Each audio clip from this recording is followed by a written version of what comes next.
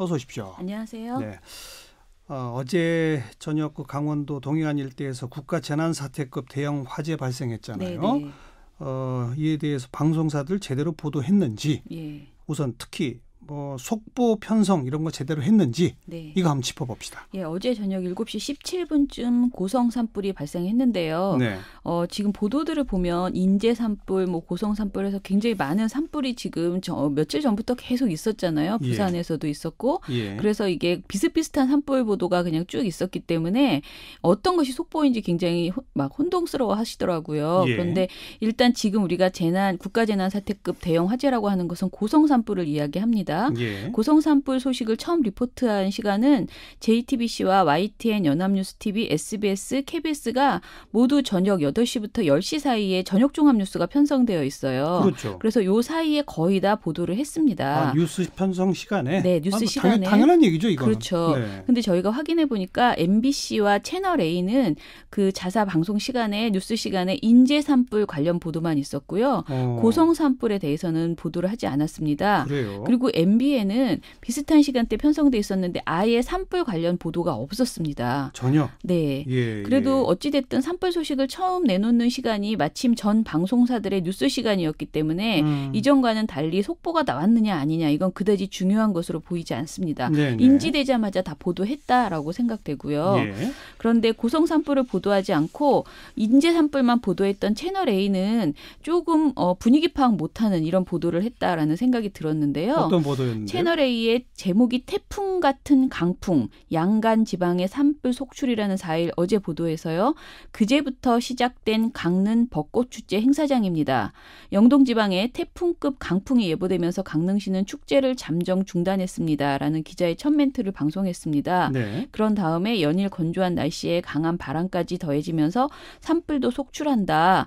강원도 인제에서는 산불이 났다. 대피하는 소동이 벌어졌다 등 이런 산불 이야기들을 전했어요. 예. 그런데 너무 그 벚꽃 축제 현장에서 이제 보도를 진행을 하고 조금 그건 그러네요. 네, 조금 약간 이날의 그 심각성을 좀 못 느낀 거 아닌가 이런 생각이 들었고요. 그런데 초창기에는 불이 그렇게 심각한 상황까지는 아니었단 말이에요. 네네. 그러다가 이제 시간이 지나면서 정말 재난급으로 확대되지 않았습니까? 네네. 그때부터는 이 방송사들의 속보 이런 것들이 필요했던 거 아닐까요? 예, 그렇죠. 속보가 이제 필요하고 사실은 정규 방송은 중단하고 그러니까요. 예, 특보를 냈어야 되는 시간이죠. 이제 그런데 뉴스에서 산불이 크게 났다는 말이 나온 뒤에 방송사들은 대부분 평소처럼 드라마와 예능 같은 것을 방송하기 시작했습니다. 평소랑 똑같았어요. 예. 8시 45분쯤에 불이 속초 시내로 번지면서 주민 대피령이 확대되는 등 사태의 심각성이 커졌는데도 그랬다는 것은 굉장히 문제적인 행태입니다. 그래요. 산림청이 산불 재난 국가 위기 경보 단계를 경계에서 최고 단계인 심각으로 격상한 때가 밤 10시쯤이었거든요. 그런데 이 시간에도 지상파와 종편은 기존 편성을 유지했습니다. 드라마나 예능. 네. 그나마 보도 전문 채널은 계속 뉴스를 하다 보니까 산불 관련 소식을 계속 전했습니다. 그렇겠죠. 예, YTN은 9시 52분부터 1시간가량 정규 편성 방송 중에 이것은 뉴스 특보다 하면서 산불 중심으로 보도를 했고요. 예. 연합뉴스TV는 뉴스 특보라는 표시는 없었지만은 정규 편성 방송 중에 8시 48분부터 13분간 산불 소식 그리고 9시 6분부터 23분가량 또 고선 산불 소식을 집중적으로 다뤘습니다. 뭐 여기야 보도 전문 채널이고 24시간 뉴스니까. 네네. 그런데 이제 지상파가 특히 이제 문제인데요. 지상파에게 우리가 기대하는 바가 있지 않습니까? 예. 그런데 그나마 가장 빠르게 정규 방송을 중단한 곳이 MBC였습니다. MBC는 더 뱅커가 그러니까 드라마가 끝난 밤 11시에 예능 프로그램인 킬비를 결방시키고요. 뉴스 특보 체제에 돌입했습니다. 네. 이게 가장 빠른 것이었습니다. 그리고 이 특보를 MBC는 다음 날 그 낮 2시까지 계속 구성했습니다. 예. KBS 1은요. 다큐멘터리 시민야 탄생을 끝낸 후에 또 10시 53분에서 11시 5분까지 아주 짧게 뉴스 특보를 전했어요. 그러더니 오늘 밤 김제동이라는 정규 편성을 다시 시작합니다. 예. 그리고 밤 11시 25분에 다시 오늘 밤 김제동을 중단하고 뒤늦게 특보를 재개했습니다. 그러니까 오늘 밤 김제동을 제대로 끝까지 마친 것은 아니고요. 예. 조금 하다가 중단하게 된 거죠. 예. 그리고 다음 날 오후 낮 2시까지 또 연속 특보를 편성했습니다. 네. 가장 황당한 것은 SBS인데요.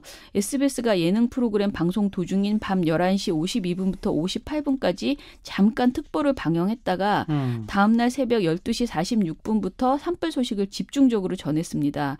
그러니까 오후 10시에 편성된 드라마 빅 이슈를 기존대로 다 내보냈고요. 그런데 이 빅 이슈라는 드라마가 기존 방영 회차였던 17, 18회 대신에 이전 분량을 재편집해 송출한 것이었다고 합니다. 그것도 왜요? 그러니까 좀 급한 것이 아니었다라는 거죠. 제 말은. 그러니까 아주 뭐 이거를 안 하면 안 되는 그게 아니고 사실 이 시간에 특보를 할 수도 있었다라고 생각이 들었고요. 네. 또 이어서 예능 프로그램인 가로 채널이 그대로 방송되었습니다. 그리고 밤새 특보를 하지 않고 5일 새벽 5시부터 오후 2시까지 뉴스 특보를 구성했습니다. 예. JTBC는 그러니까 밤 새벽 12시 5분에 특보를 편성해서 다음날 오전 8시까지 방송했는데요.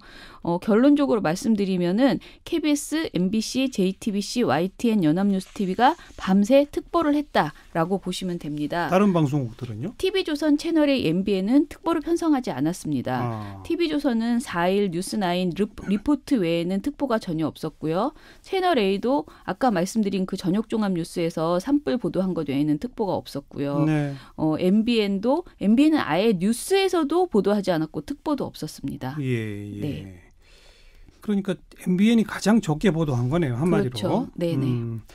근데 재난방송의 주간 방송사는 KBS죠. 네. 근데 지금 아까 소개해 주신 걸 보면 KBS보다는 오히려 MBC가 더 이번에는 적극적으로 한 것 같고. 네, 그런 것으로 보입니다. KBS가 제 역할을 제대로 못한 거 아닌가요? 예, 못했다고 판단됩니다.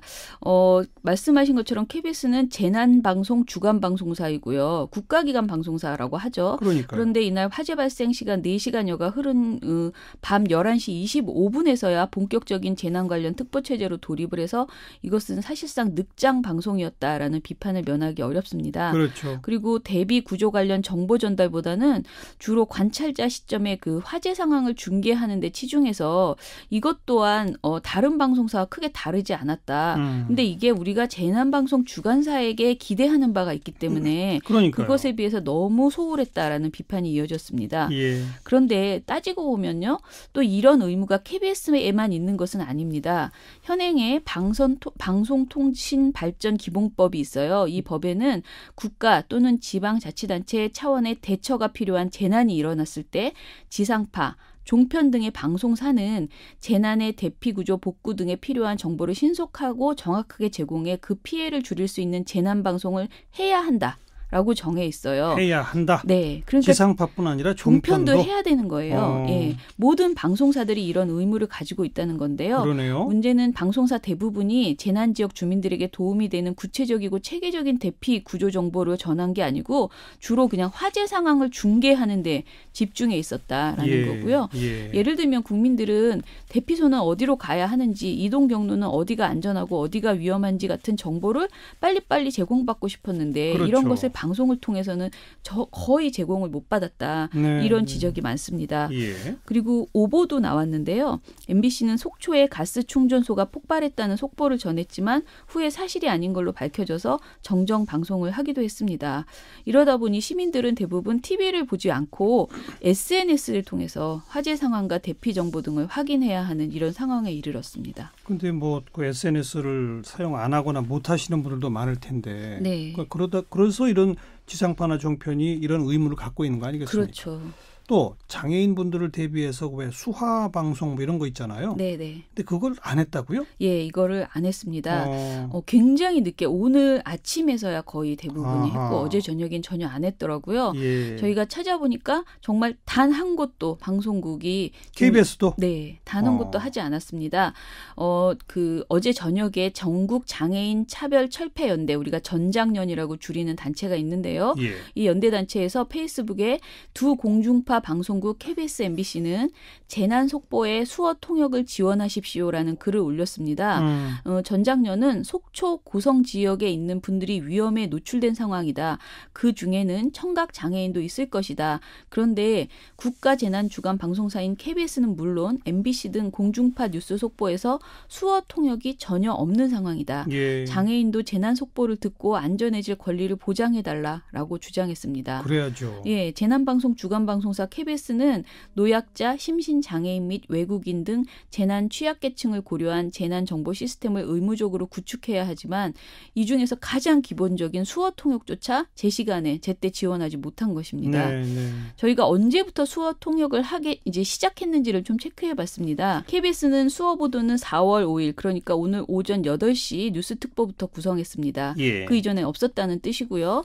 MBC는 5일 낮 12시, 오늘 낮 12시부터 시작했어요. SBS도 낮 12시, JTBC는 오늘 오전 그러니까 아침 7시에 시작을 했고요. JTBC가 그래도 제일 빨랐네요. 네네. TV조선도 오늘 아침 7시에 시작했습니다. TV조선도. 채널 A는 오늘 오후까지 수어 방송이 없었고요. 네. MBN은 오늘 오전 7시에 산불을 전하면서 이때부터 수어를 시작을 했습니다.